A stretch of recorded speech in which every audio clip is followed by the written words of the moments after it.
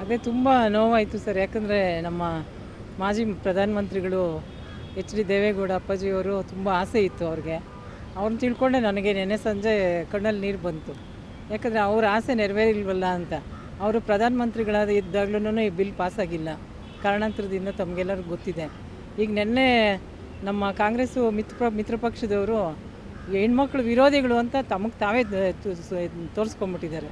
ಬರೀ ದೇಶದಾದ್ಯಂತ ಈಗ ಎಲ್ಲ ಹೆಣ್ಮಕ್ಳಿಗೂ ನಾನು ಹೇಳೋದು ಒಂದೇ, ನಮ್ಮ ನರೇಂದ್ರ ಮೋದಿಜಿಯವರು ಇಟ್ಟಿರೋಂಥ ಬಿಲ್ನ ಪಾಸ್ ಮಾಡಿಲ್ಲ.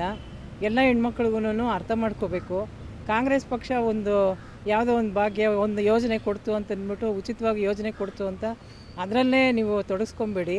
ನಮ್ಮ ಹೆಣ್ಮಕ್ಳಿಗೆ ಯಾರಿಗೂ ನಮಗೆ ರಾಜಕೀಯವಾಗಿ ನಾವು ಬರೋದಕ್ಕೆ ನಮ್ಗೆ ಅವಕಾಶ ಮಾಡಿಕೊಟ್ಟಿಲ್ಲ. ಅಲ್ಲಿರೋಂಥ ಈಗ ಇದರಲ್ಲ ಲೀಡ್ರಸ್ಸು, ಅವ್ರ ಫ್ಯಾಮ್ಲಿಯವರು ಅವರು ಆ ಹೆಣ್ಮಕ್ಳಿಗಷ್ಟೇ ಸ್ಥಾನಮಾನ ಸಿಗ್ತಾಯಿದೆ. ಬೇರೆ ಹೆಣ್ಮಕ್ಳಿಗೆ, ಮಿಡ್ಲ್ ಕ್ಲಾಸ್ ಫ್ಯಾಮ್ಲಿಯವ್ರಿಗೆ, ರಾಜಕೀಯದು ಹಿನ್ನೆಲೆ ಇಲ್ಲದೇ ಇರೋಂಥ ಹೆಣ್ಮಕ್ಳಿಗೆ ಯಾರಿಗೂ ಸ್ಥಾನಮಾನಗಳು ಸಿಗ್ತಾಯಿಲ್ಲ.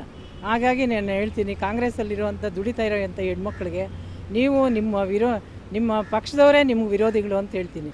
ಅಲ್ಲಿಂದ ಈಚೆಗೆ ಬನ್ನಿ. ನಿಮ್ಮ ಪಕ್ಷನ, ಕಾಂಗ್ರೆಸ್ ಪಕ್ಷನ ತೊರೆದು ಬೇರೆ ಪಕ್ಷಕ್ಕೆ ಬಂದು ಸೇರಿಕೊಳ್ಳಿ ಅಂತಂದ್ಬಿಟ್ಟು ಈ ಸಂದರ್ಭದಲ್ಲಿ ಸ್ವತಃ ಪ್ರಿಯಾಂಕಾ ಗಾಂಧಿಯವರೇ ಬಿಲ್ ಮಂಡಿಸುವಾಗ ಸಂಸತ್ನಲ್ಲಿದ್ದರು. ಅವರು ಒಂದು ಪಕ್ಷ ಅನ್ನಲಾರ್ದೆ ಮಹಿಳೆಯರಿಗೋಸ್ಕರನಾದರೂ ಅವರು ಆ ಬಿಲ್ ಪಾಸ್ ಮಾಡೋಕ್ಕೆ ಅವರ ಸಂಸದರಿಗೆ ಕರೆ ಕೊಡಬೇಕಾಗಿತ್ತು. ಅವರು ಕೂಡ ಅದರ ಬಗ್ಗೆ ನಿರ್ಲಕ್ಷ್ಯ ವಹಿಸಿದ್ರು. ಮಹಿಳೆಯಾಗಿ ಏನು ಹೇಳ್ತೀರಿ? ಅವರು ಮೊದಲಿಂದನೂ ಕಾಂಗ್ರೆಸ್ ಪಕ್ಷ ವಿರೋಧನೆ ವ್ಯಕ್ತಪಡಿಸ್ತಾ ಇದೆ.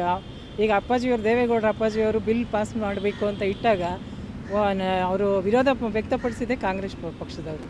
ಈಗ ಅದನ್ನೇ ತಿರ್ಗಾ ಪ್ರೂವ್ ಮಾಡ್ಕೊಂಡಿದ್ದಾರೆ. ಏನು ಹೇಳ್ತೀರ ನಾಡಿನ ಮಹಿಳೆಯರಿಗೆ?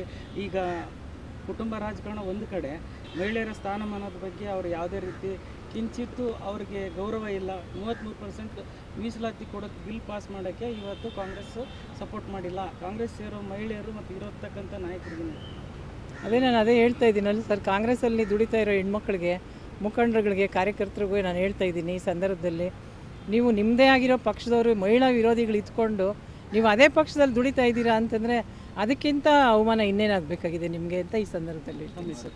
ಕವಿತಾ ರೆಡ್ಡಿ ಅಂತ, ಬೆಂಗಳೂರು, ಗ್ರೇಟರ್ ಬೆಂಗಳೂರು ಉತ್ತರ ವಲಯದ ಮಹಿಳಾ ಅಧ್ಯಕ್ಷೆ ಸರ್.